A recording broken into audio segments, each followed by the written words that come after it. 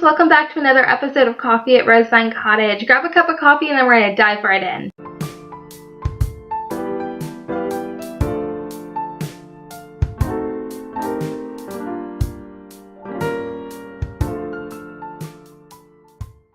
I think for the most part when we come to Joshua 2, we tend to skip over Rahab's profession or avoid it entirely.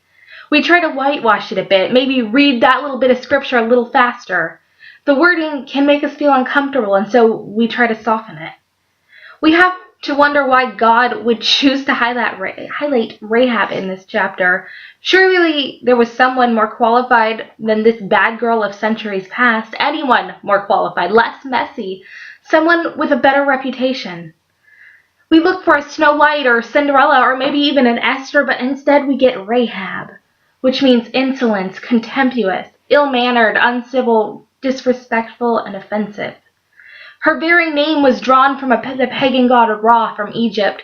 Can you find any more of a misfit to take the lead in this story? But God places her in the lead in all of her unlikely, unusable mess. The Bible doesn't go into her story or what brought her to this place, what pivotal thing had changed her life, that when jumping into the story, she has hidden spies on her roof. An act that was treasonous. And her very life was on the line. But when we reach verse 9, it's obvious that something has changed as she declares boldly that the Lord has given the Israelites this land. But she goes further than that. Her eyes could have told her that. The Israelites had been wandering in the desert for 40 years. The stories of the Lord's provision and protection had been spreading the whole time. So now that we reach this point, everyone has retreated to fear to Jericho, Rahab's town, and they've shut the gates behind them. This is the same Jericho that in just a few passages, its walls will fall. She goes on to say, "The Lord your God is God in heaven above and on earth below." This is a heart change, not just what her eyes are telling her. Rahab knew who she was. She could have allowed her worth, her identity to stay chained to that life. She could have continued living the same old way, kept staying in her comfort zone, remaining in Jericho, just one more forgotten woman in the annals of time. But something happened in that stronghold, in the walls of Jericho, in the very wee hours of the night, so that the idolater could recognize the voice of the one true God, hear his call, and step out of the status quo, come out of the normal she had been living for so long, and into his purpose for her life, and the midst of all the generations to come to the end of time. Not by accident, not by choice, but by a divine plan. This moment is no surprise to God. He knew it was coming since before she was born. Every day he looked at her living out of the same mistakes, the same broken choices, and he knew that this day was coming. I wonder, did he count each step that took her closer to this meeting? Did he shush heaven and direct their attention to this moment, this encounter that would set her on a new path? We are so quick to declare our mistakes, our messy lives unusable.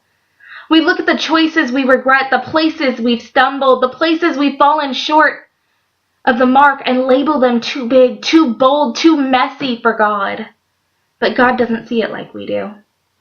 Have you ever noticed that we tend to be our own worst critic? Perhaps, like the woman in the New Testament with the issue of bleeding, she was desperate. Something had to change. She couldn't live like this anymore. She'd heard the reports of what the Lord was doing. She'd witnessed the terror that went before the Lord's people. When the Lord is with you, it doesn't matter what is in front of you. It's going to part for you. She knows what's coming. She's frightened. She knows what the God of the Israelites can do, and she is daring to hope. She can't see the whole picture. She doesn't know that she ends up in Jesus' family line. So she's scared. If the Israelites had entered the promised land with Moses, we never would have found ourselves here looking at Rahab and all of her messiness, setting the record straight once and for all. Perhaps we aren't told of Rahab's story so that we all find a bit of ourselves here. A piece of that insecurity we've kept buried for so long, whispering doubt in our heart. He can't use you. You're too broken. You're too messed up, too unforgivable to have worth. Perhaps it's a word from our past that was planted in our heart as a child, declaring you worthless, purposeless, and unwanted. Perhaps it's our own messiness that we see with our eyes, and maybe, just maybe, we can look at that messiness and maybe we can identify with this woman.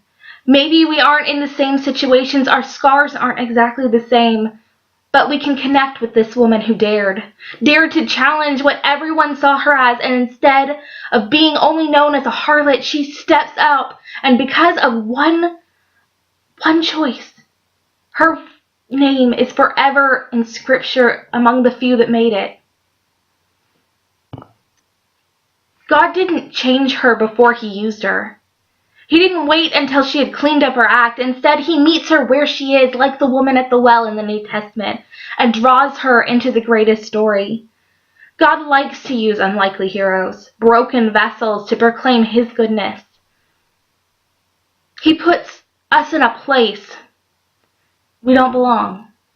Perhaps so it's all the more obvious that it's his hand. He uses broken vessels so that when he pieces us back together, there is no mistaking his fingerprints. Sometimes the very thing that we keep trying to skip over is what God is using to try to set the stage. No matter how bad you've messed up, how messy your life has gotten, what titles you've been carrying like Rahab, he can take them all away and replace them with a new name, son and daughter. The same God that hung the stars in the sky, set the boundaries of the ocean, and parted the Red Sea and dried the ground so his children could walk across on dry ground, looked down at Rahab and said, "You are perfect. You are going to take this one, and I am going to use you in ways that you never even imagined. And I have a destiny for you that will change the world." How incredible is that? The creator of the heavens and earth looked down and pinpointed one insignificant, messy woman and placed her in a role that would change the world, and he's looking at you too. Thank you so much for watching. It means the world to me. Take a moment, leave me a comment. I love hearing from you. And hit the bell icon, and we'll see you again next week.